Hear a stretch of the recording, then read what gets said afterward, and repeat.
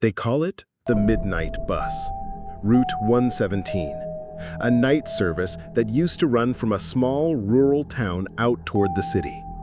Ordinary, forgettable, just one of thousands of buses that crisscross America every night.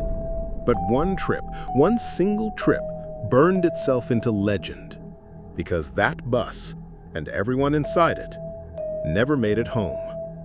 On the night of March 14th, 12 passengers boarded at the terminal.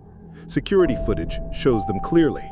A young woman carrying textbooks, a middle-aged couple arguing softly, 3 teenagers with backpacks, a tired nurse still in uniform, a man in a business suit, and a few others. Ordinary faces, ordinary lives. They found their seats, the driver checked his watch, and at 11:45 p.m., the bus pulled away. That's the last confirmed sighting of Route 117 with its full complement of passengers.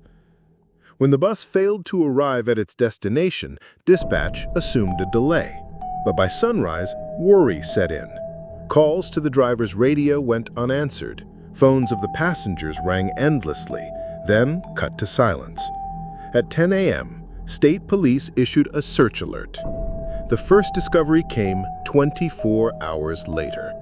A forestry worker driving an isolated service road spotted headlights deep in the trees. He followed the glow and found it, the missing bus. Its engine was still running, headlights blazing, doors wide open. Inside was a different story. The bus was empty. Every seat held belongings, purses, wallets, jackets, still warm coffee in a cup holder. But no passengers, no driver, no footprints leading away in the soft mud outside. It was as if the people had simply melted out of existence. Investigators combed through the interior. They found scratches on the windows from the inside, long gouges, fingernail deep, as if someone had tried desperately to claw their way out. Near the back, etched into the glass, was a phrase repeated over and over. "He is here. He is here." Reporters swarmed the town. Families begged for answers. And then, a recording surfaced. One of the teenagers on board had been streaming a live video on social media. The feed lasted only 4 minutes. At first, it was nothing unusual. Muffled laughter, snippets of music, the glow of passing streetlights. Then, at 2 minutes 30, the lights inside the bus flickered. The camera wobbled. In the reflection of the window, a tall figure appeared. Not a passenger. Taller than the ceiling should allow, head tilted, face lost in shadow. The teens started shouting. The phone caught the chaos, blurry frames of people standing, pushing, screaming. Then came a sound. Heavy footsteps echoing down the aisle. Slow, deliberate. The feed cut out mid-scream. The account was never active again. Locals began to talk.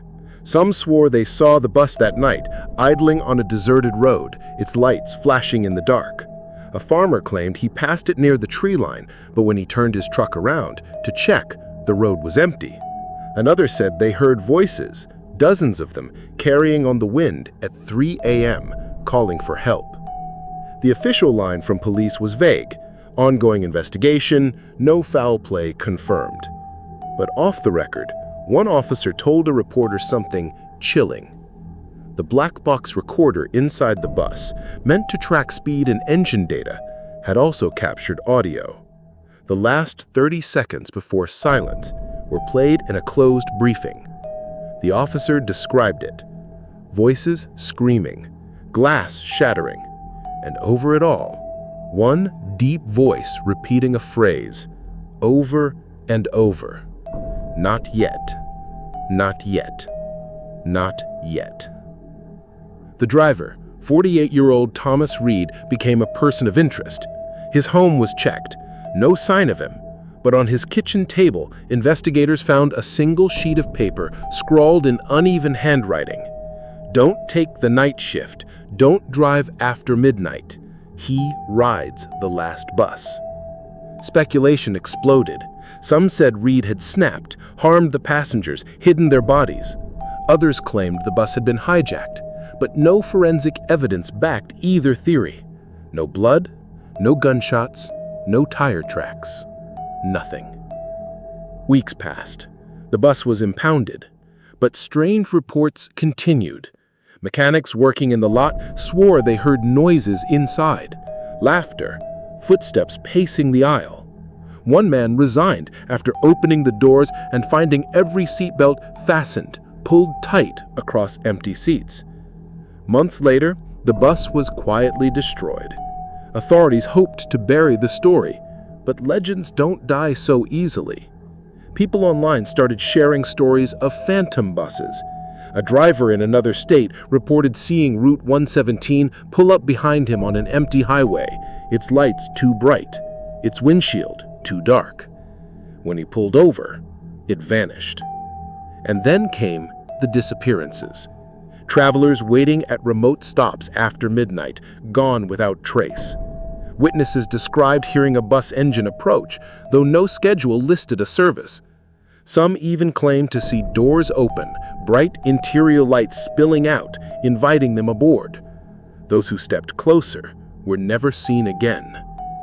To this day, Route 117 is whispered about. Some call it cursed. Others say it's a punishment, a collector of souls.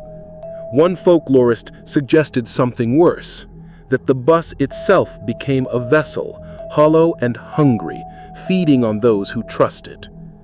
And here's the part no one likes to talk about.